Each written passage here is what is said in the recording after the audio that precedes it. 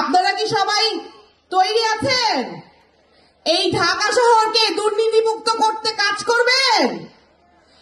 আর কেউ এই যে সারি সারি দোকান, সমস্ত দোকান থেকে প্রতিদিন নিত্যদিন চাঁদার টাকা তুলে এই চাঁদাবাজদের প্রতিহত করতে আপনারা সবাই একতাবদ্ধভাবে কাজ করবেন?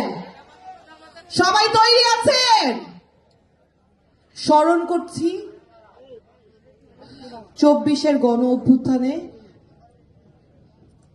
শহীদ এবং আহত ভাই বোনদের, তাদের পরিবারের যে ত্যাগ, সেই ত্যাগকে আসলে কোনো কিছু দিয়ে কম্পেনসেট করা সম্ভব না।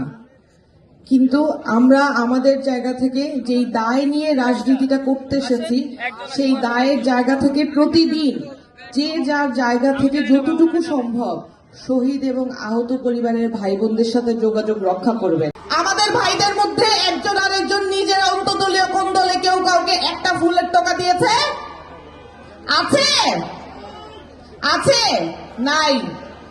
আমরা ওই যে কাকও কাকের মাংস খায় না, কিন্তু তারা খায়। তারা খায়।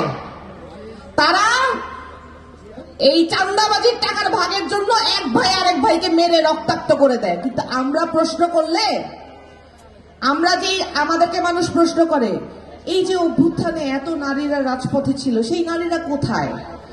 অনেক ব্যঙ্গ করে কথা বলে, সেই নারীদেরকে নাকি আমরা ধরে রাখতে পারি নাই। আরে ভাই, এই যে শহীদ পরিবারের মা বোনরা বসে আছে, জিজ্ঞেস করেন তো, ওনারা যদি আজকে সম্মুখ সারিতে থেকে যারা নিজ পরিবারের নিজের সন্তান হারিয়েছে, নিজের স্বামী হারিয়েছে, আজকে এই মা বোনরা যদি নেতৃত্ব স্থানে দাঁড়িয়ে আমার মতো এইভাবে এই জায়গায় দাঁড়িয়ে কথা বলতে আসেন, কালকে আমার মতো তাদেরকে শুনতে হবে উনারাও অমুকের সাথে নাকি তমুকের সাথে বিছানায় চলে গিয়েছেন।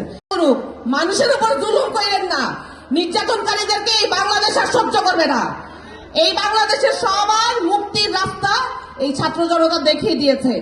24-এ যেভাবে ছাত্র জনতারা পতিত ফ্যাসিস্ট সরকারকে সমস্ত পরাশক্তির আশ্রয় প্রশ্রয় থাকার পরেও ঘাট ধাক্কা দিয়ে নামিয়ে দিয়েছে, ভবিষ্যতেও কেউ যদি আবারও এই জনগণের উপর দুর্ভোগ জুলুম কন্টিনিউ করে, সেই একইভাবে স্বৈরাচারী আচরণ করে, এই জনগণ, এই বাংলাদেশের মায়েরা তাদের ঘাট ধরে এই ক্ষমতার মসনদ থেকে নামিয়ে দিবে।